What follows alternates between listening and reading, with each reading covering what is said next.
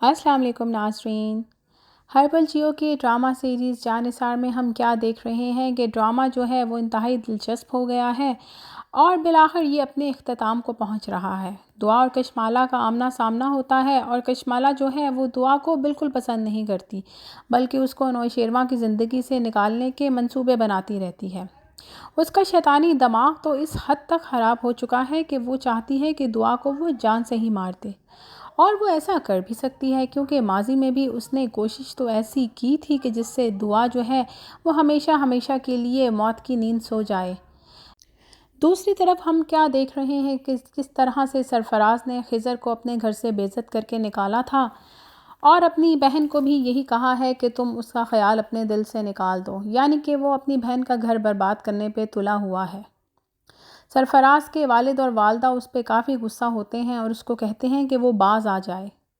تو سرفراز جو ہے وہ ان کو کہتا ہے کہ خضر جو ہے وہ بالکل اچھا لڑکا نہیں ہے اور یہ ہماری بہن کو دھوکہ دے گا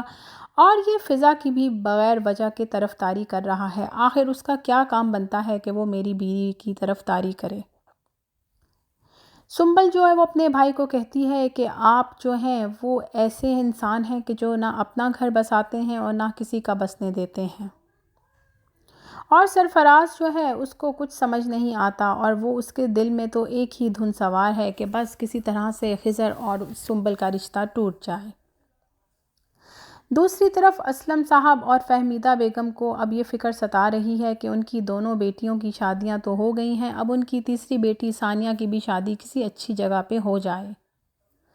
اب ثانیہ نے ان کے سامنے یہ ڈیمانڈ رکھ دی ہے کہ آپ اگر میری شادی کا فیصلہ کر ہی چکے ہیں تو پلیز میرے لیے کوئی ایسا جیون ساتھی ڈھونڈیے گا جو کہ نوشیروان بھائی کی طرح ہو، اس کی طرح دولت مند اور اس کی طرح سٹیبل اور محبت کرنے والا ہو۔ میرے لیے آپ پلیز سرفراز جیسا کوئی شوہر نہ تلاش کر دیجیے گا کہ جس نے فضا کی زندگی کو عذاب بنایا ہوا ہے۔ اب اسلم صاحب اور فہمیدہ بیگم یہ سن کے کافی پریشان ہو جاتے ہیں کیونکہ نوشیروان جیسا داماد کو ڈھونڈنا کوئی آسان بات تو نہیں، جو کہ دولت مند بھی ہو، دکھنے میں بھی اچھا ہو اور شریف بھی ہو، کیونکہ ثانیہ جو ہے وہ اپنی بہن کے ٹھاٹ باٹ دیکھ چکی ہے اور نوشیروان کی محبت کو بھی دیکھ چکی ہے دعا کے لیے۔ تو ناظرین آگے ہم یہ بھی دیکھیں گے کہ بالآخر نوشیروان پہ یہ حقیقت کھل ہی جائے گی کہ سرفراز کون ہے، کیونکہ وہ یہ تو جانتا ہے کہ فضا کا شوہر جو ہے وہ کوئی سخت مزاج آدمی ہے، لیکن اس کو یہ نہیں پتہ کہ یہ وہی شخص ہے جس نے اس کی دعا کو دھوکہ دیا تھا اور اس کی زندگی تباہ کرنے میں ایک بہت اہم کردار ادا کیا تھا۔ جب نوشیروان پہ یہ ساری حقیقت کھل جائے گی تو اس کے پاس تو طاقت بھی ہے اور پیسہ بھی، اور وہ ضرور سرفراز کو ایسا مزہ چھکائے گا، اس کو ایسی سزا دے گا کہ سرفراز کی عقل ٹھکانے آ جائے گی۔